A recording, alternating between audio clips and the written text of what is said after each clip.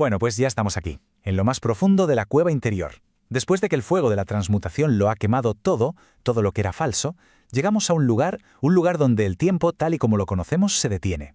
Es aquí, en este silencio absoluto, donde se va a gestar el milagro más antiguo del universo. Pensemos en ese viajero. Camina completamente encorvado, con la mirada siempre clavada en el suelo.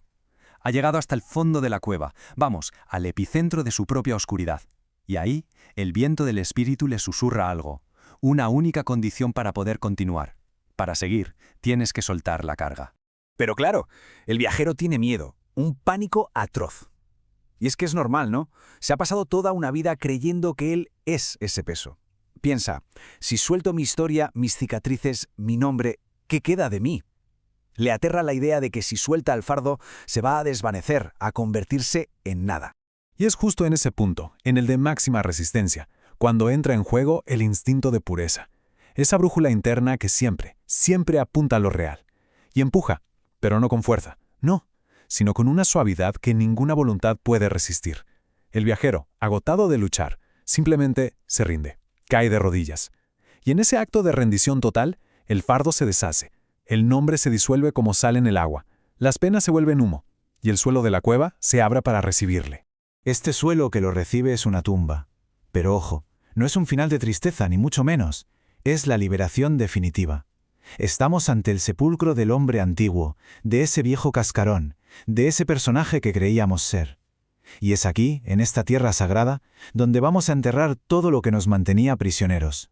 Primero, enterramos la culpa. Se acabó, la deuda está pagada, ya no hay nada que reparar, no hay nada que justificar. La propia tierra fértil de la cueva transmuta ese dolor en abono, y el silencio consume para siempre la historia de la herida.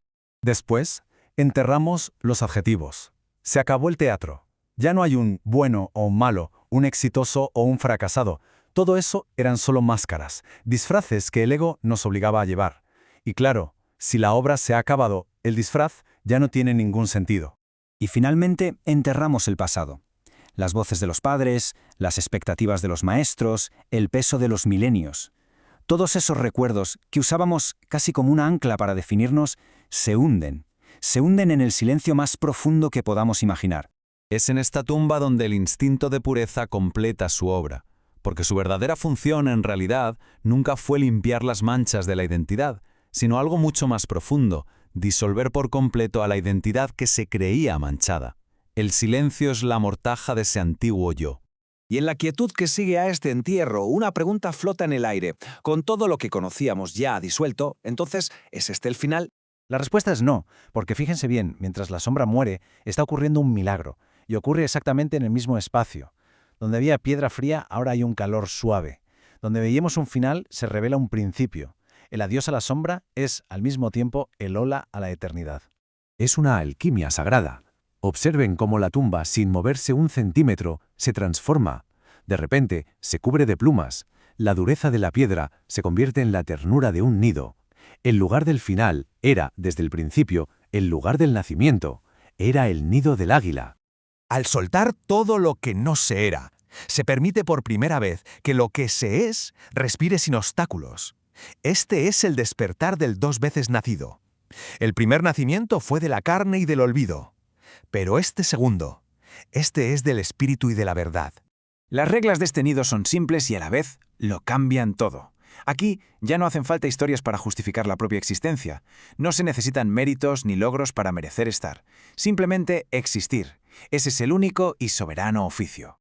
Y desde este vacío que ahora vemos que es un vacío fértil, nace una nueva declaración. Una que no viene de la mente, sino del centro de los huesos.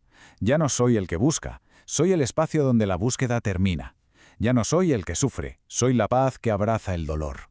Y todo culmina en el decreto más puro y potente que hay. Yo soy el que soy. Sin adjetivos, sin historias, sin complementos. Es el rugido silencioso del ser puro, la vibración misma de la existencia. Este es el cambio fundamental, la diferencia que lo define todo. El nacido de la carne, el hombre antiguo, hace cosas para conseguir algo. Amor, seguridad, reconocimiento, lo que fuera. En cambio, el nacido del espíritu, el águila, simplemente es para irradiar lo que ya posee en su interior. Paz, amor, plenitud. Y así, el águila despierta a la paradoja final. El lugar de la muerte y el lugar del nacimiento no son dos sitios distintos, son el mismo y único lugar, el corazón de lo absoluto, que no es otra cosa que el propio centro vital de cada ser. El cascarón se ha roto. El águila ha tomado su primer aliento. La pregunta ya no es cómo nacer, sino ¿cómo volar? ¿Qué sucede ahora que este nuevo ser, libre de cargas, ha despertado al mundo?